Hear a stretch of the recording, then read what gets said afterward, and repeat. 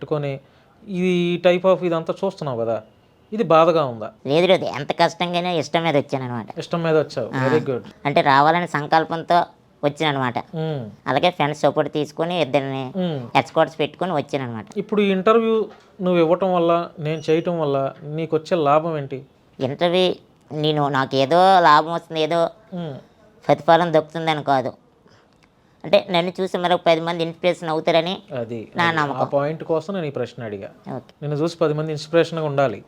అంటే నీకులాగా ఉన్న ప్రతి ఒక్కరు కూడా బాధపడకుండా ఎస్, నిన్ను చూసి లైఫ్ లీడ్ చేయాలనేది చెప్పడం కోసం వచ్చావు నువ్వు. మీకు ఒక మాట చెప్పాలంటే అది ఏంటిది, ఆరోగ్యం అనేది అందరికీ సహకరించదు.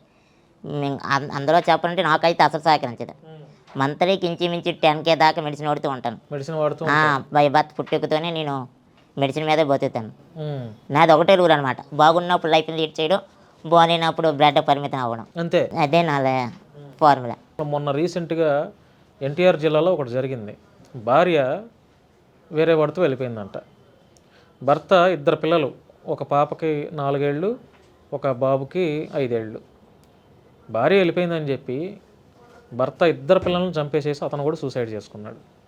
మరి వాళ్ళు మంచిగా పుట్టారు,